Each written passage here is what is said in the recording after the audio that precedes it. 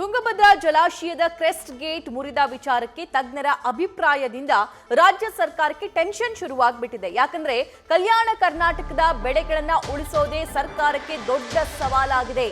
9,000 hectare ಬೆಳೆದು ನಿಂತಹ ಬೆಳೆ ಕಾಪಾಡುವಂತಹ ಚಿಂತೆ ಕಾಡ್ತಾ ಇದೆ.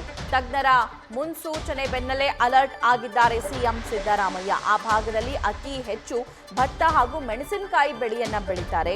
70,000 ಹೆಕ್ಟೇರ್ಗೂ ಹೆಚ್ಚು ಮೆಣಸಿನಕಾಯಿ ಮತ್ತು 80,000 ಹೆಕ್ಟೇರ್ಗೂ ಹೆಚ್ಚು ಭತ್ತ ನಾಶವಾಗುವಂತಹ ಆತಂಕವನ್ನ ತಜ್ಞರು ಅಭಿಪ್ರಾಯ ವ್ಯಕ್ತಪಡಿಸಿದ್ದಾರೆ. ಆ ತಜ್ಞರ ಅಭಿಪ್ರಾಯದಿಂದ ಸಿಎಂ ಸಿದ್ದರಾಮಯ್ಯ ಅವರಿಗೆ, ಸರ್ಕಾರಕ್ಕೆ, ಬೇರೆ ಬೇರೆ ಸಚಿವರಿಗೆ, ಅಧಿಕಾರಿಗಳಿಗೆ ಟೆನ್ಷನ್ ಈಗ ಶುರುವಾಗಿದೆ.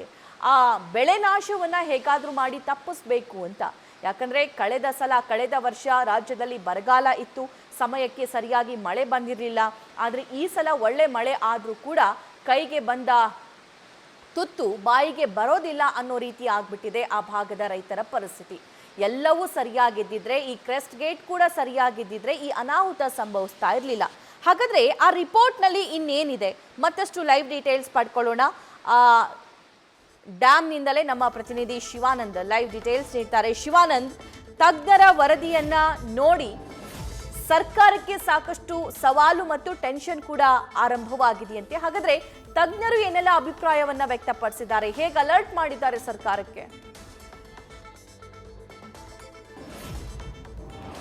ಸಭಾ ಮುಖ್ಯವಾಗಿ ತುಂಗಭದ್ರಾ ಜಲಾಶಯದ 19ನೇ ಕ್ರಸ್ಟ್ ಗೇಟ್ ಮುರಿತ ಪ್ರಕರಣಕ್ಕೆ ಸಂಬಂಧಪಟ್ಟಂತೆ ಈಗ ಸಾಕಷ್ಟು ಸವಾಲುಗಳು ಕೂಡ ಸರ್ಕಾರದ ಮುಂದೆ ಇರುವಂಥದ್ದು. ಒಂದು ಕಡೆ ತುಂಗಭದ್ರಾ ಜಲಾಶಯದಲ್ಲಿ 105 TMC ನೀರು ಸಂಗ್ರಹ ಆದರೂ ಕೂಡ ಈ ಎರಡು ಬೆಳೆಗಳಿಗೆ ನೀರನ್ನು ಕೊಡೋಕ್ಕೆ ಆಗೋದಿಲ್ಲ ಅನ್ನುವಂಥ ಒಂದು ತಜ್ಞರ TB ಡ್ಯಾಮ್ ಅಧಿಕಾರಿಗಳು ಮತ್ತು ತಜ್ಞರ ವರದಿ ಈಗ ಸರ್ಕಾರ ಮುಂದೆ ಸಾಕಷ್ಟು ಸವಾಲನ್ನು ಒಡ್ಡಿರುವಂಥದ್ದು. ಅದರಲ್ಲೂ ಕೂಡ 1,20,000 ಹೆಕ್ಟೇರ್ ಪ್ರದೇಶಕ್ಕೆ ತುಂಗಭದ್ರಾ ಜಲಾಶಯದಿಂದ ನೀರು ಸರಬರಾಜಾಗುತ್ತೆ.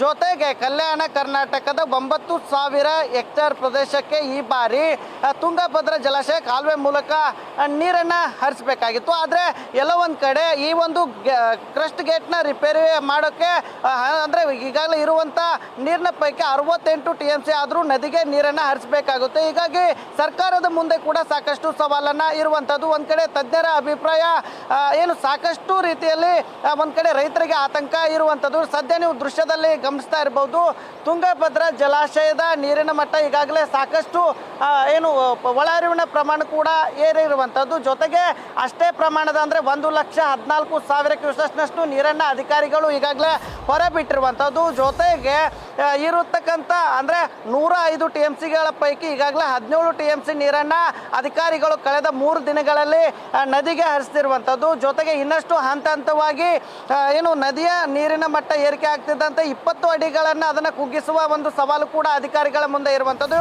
ಹಾಗಾಗಿ ಯಾವುದೇ ಸಂದರ್ಭದಲ್ಲೂ ಹೆಚ್ಚಿನ ಪ್ರಮಾಣದ ನೀರನ್ನು ಅಧಿಕಾರಿಗಳು ಹೊರಬಿಡುವಂಥ ಒಂದು ಸೂಚನೆಯ ಮತ್ತು ನದಿ ಪಾತ್ರದ ಜನರಿಗೂ ಕೂಡ ಎಚ್ಚರಿಕೆ ಸಂದೇಶವನ್ನು ರವಾನೆ ಮಾಡಿರುವಂಥದ್ದು. ಆದರೆ ಇವತ್ತಿನಿಂದ ಈ ಒಂದು ಕ್ರಸ್ಟ್ ಗೇಟ್ನ ಕೂಡಿಸುವ ಕಾರ್ಯ ಆರಂಭ ಆಗುತ್ತೆ. ಏನಂದರೆ ನಿರಂತರ 10 ದಿನಗಳ ಕಾಲ ತಜ್ಞರ ತಂಡ ಮತ್ತು TB ಡ್ಯಾಮ್ನ ಅಧಿಕಾರಿಗಳು ಸೇರಿ ಈ ಒಂದು ಗೇಟನ್ನು ಅಳವಡಿಕೆ ಮಾಡುವಂಥ ಒಂದು ಕೆಲಸವನ್ನು ಮಾಡ್ತಾರೆ. ಆದರೆ ಎಲ್ಲೋ ಒಂದು ಕಡೆ ಈ ಒಂದು ಗೇಟ್ನ ಅಂದರೆ ಕೂಡಿಸುವ ವೇಳೆಯಲ್ಲಿ ಹರಿದು ಹೋಗತಕ್ಕಂಥ ಅಂದರೆ ನಿರಂತರವಾಗಿ 10 ದಿನಗಳ ಕಾಲ ಹರಿದು ಹೋಗತಕ್ಕಂಥ ನೀರು ಸಾಕಷ್ಟು ಪ್ರಮಾಣದಲ್ಲಿ ನದಿ ಪಾತ್ರದ ಜನರಿಗೆ ಮತ್ತು ಜಮೀನುಗಳಿಗೆ ಅಪಾಯವನ್ನು ಉಂಟು ಮಾಡುತ್ತೆ. ಅದಲ್ಲದೆ ಬೇಸಿಗೆ ಆರಂಭಕ್ಕೂ ಮುನ್ನವೇ ಈಗ ನೀರಿನ ತಾತ್ವಾರ ಆರಂಭ ಆಗುವಂಥ ಒಂದು ವರದಿ ಈಗ ಸರ್ಕಾರಕ್ಕೆ ಕೈ ಸೇರಿರುವುದು ಸಾಕಷ್ಟು ಒಂದು ಕಡೆ ಆತಂಕ ಉಂಟು ಮಾಡಿರುವಂಥದ್ದು. ಅಂದರೆ ಕಲ್ಯಾಣ ಕರ್ನಾಟಕದ 9,000 ಹೆಕ್ಟೇರ್ ಪ್ರದೇಶ ಬೆಳೆಗಳಿಗೂ ಕೂಡ ಈ ಬಾರಿ ಮೊದಲ ಬೆಳೆಗೇನೆ ತುಂಗಭದ್ರಾ ಜಲಾಶಯದಿಂದಲೇ ನೀರು ಕೊಡೋದು ಈಗ ಡೌಟ್ ಅಂತ ಈಗಾಗಲೇ ಅಧಿಕಾರಿಗಳು ಮಾಹಿತಿಯನ್ನು ಕೊಟ್ಟಿರುವಂಥದ್ದು. ಅಂದರೆ ಬೇಸಿಗೆ ಕಾಲದಲ್ಲಿ ಕುಡಿಯೋಕೆ ಮತ್ತು ಕೆರೆ ಕಟ್ಟೆಗಳನ್ನು ತುಂಬಿಸೋಕೆ